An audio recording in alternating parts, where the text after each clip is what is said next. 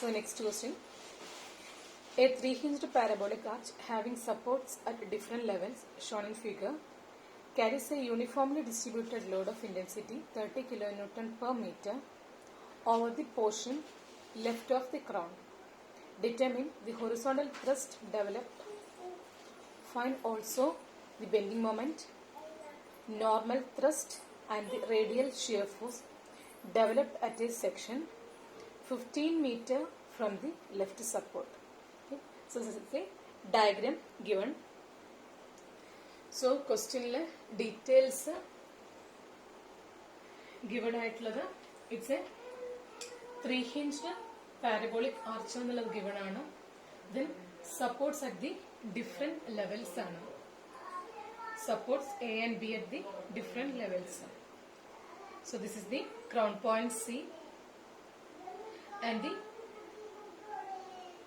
height difference between the crown point and support A is 5 meter. Level difference between the crown point and support B is 3 meter. Okay.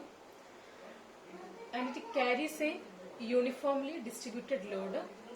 UDL carry ചെയ്യുന്നുണ്ട് intensity 30 kN per meter over the left portion ആണ്. So left portion means this is the left portion AC. So left portionൽ ഒരു 30 kN per meter UDL carry ചെയ്യുന്നുണ്ട്.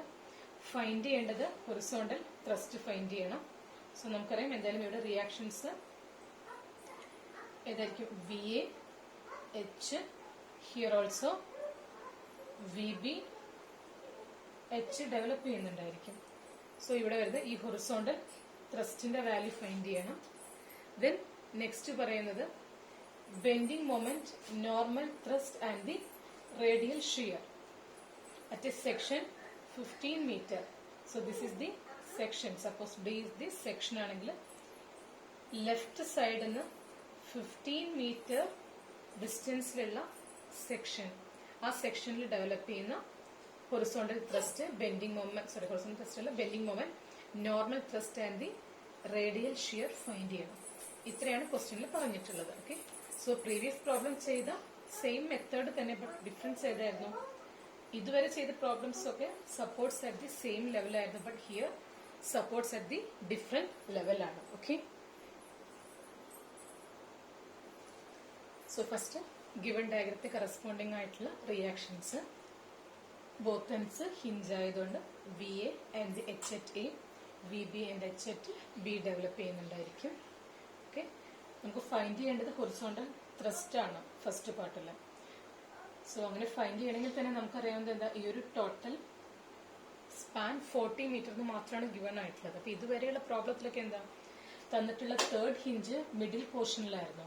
So ഈ ഒരു 40യുടെ സെന്ററിലായിരുന്നു ഇതുവരെ തന്നതൊക്കെ. But ഈ ഒരു കേസിൽ നമുക്ക് അങ്ങനെ പറയാൻ പറ്റില്ല, ബിക്കോസ് സപ്പോർട്ട്സ് അറ്റ് ഡിഫറെന്റ് ലെവലാണ്. സോ ഏതായിരിക്കും ഈ ഒരു ഡിസ്റ്റൻസ് L1 ആയിരിക്കും. ദാറ്റ് ഈസ് സപ്പോർട്ട് എന്ന് സിയിലേക്കുള്ള distance L1 and this is L2 ആണ്. So this L1 and L2 values നമുക്ക് ഫൈൻഡ് ചെയ്യണം. എങ്ങനെ ഫൈൻഡ് ചെയ്യുന്ന? L1 and L2 values find ചെയ്താലാണ് അത് ബേസ് ചെയ്ത് നമുക്ക് ഹൊറിസോണ്ടൽ ത്രസ്റ്റിന്റെ വാല്യൂ ഫൈൻഡ് ചെയ്യാൻ പറ്റുന്നത്. ഓക്കെ.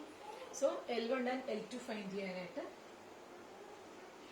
നമുക്കറിയാവുന്ന കാര്യമാണ് ഇത്. പാരബോളിക് ആർച്ച് ചെയ്തത് ഷേപ്പ് പാരബോളിക് ആയതുകൊണ്ട് പാരബോളയുടെ കേസിൽ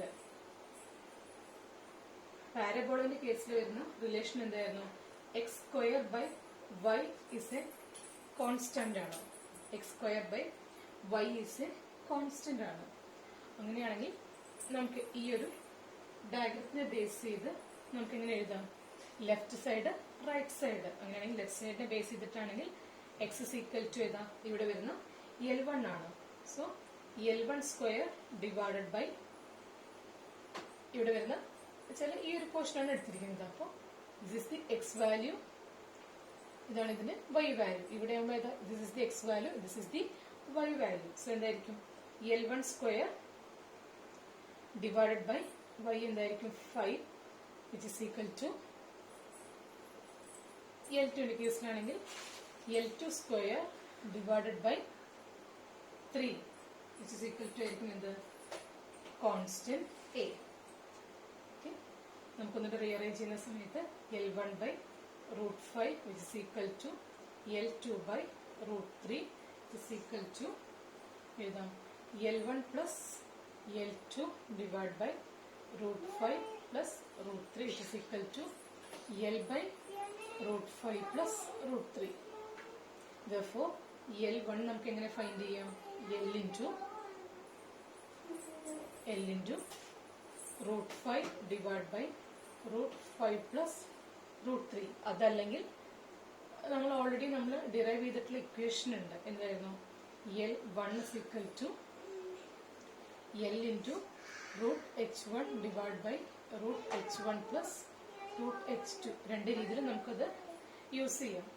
സോ ഇങ്ങനെ ചെയ്യുന്ന സമയത്ത് എല്ലിന്റെ വാല്യൂ നമുക്കറിയാം it is equal to 40 into √5 divided by √5 plus √3 which is equal to solve ചെയ്ത് നോക്കുക 22.54 meter. Okay. Therefore, L2 ന്റെ വാല്യൂ എന്തായിരിക്കും? L1 22.54 ആണെങ്കിൽ L2 ന്റെ value L minus L1 which is equal to എന്തായിരിക്കും? 40 minus 22.54 which is equal to 17.46 meters. So this is the L1 and L2 value. Okay. So L1 find ചെയ്തു, L2 find ചെയ്തു. Next ഇത് use ചെയ്ത് ഇവിടെ വരുന്ന horizontal ത്രസ്റ്റിന്റെ value നമുക്ക് find ചെയ്യാം.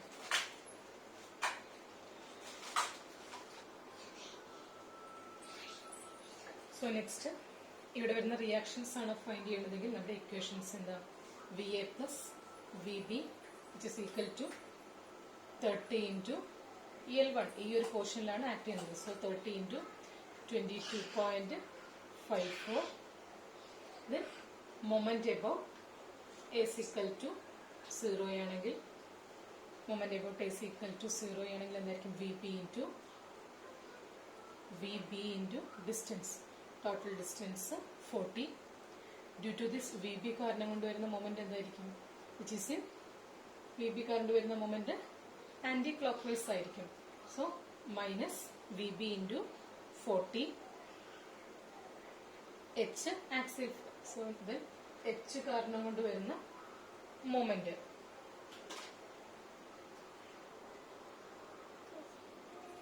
സോ ഇതുവരെ ചെയ്ത പ്രോബ്ലത്തിൽ എന്തായിരുന്നു? രണ്ട് സപ്പോർട്ടും ഒരേ ലെവലിലായതുകൊണ്ട് ഈ എച്ചിന്റെ ഫോഴ്സ് ആക്സിയൽ ആയിട്ടായിരുന്നു ആക്ട് ചെയ്തത്. ബട്ട് ഹിയർ എന്താ? രണ്ടും ഡിഫറെന്റ് പൊസിഷനിലാണ്. സോ എന്തായിരിക്കും? ഈ എച്ചിന്റെ ഫോഴ്സ് ആക്ട് ചെയ്യുന്നത് ഈ ഒരു പോയിന്റിലായിരിക്കും. സോ ഇവിടെ വരുന്ന ഹൈറ്റ് ഡിഫറൻസ് എന്താ?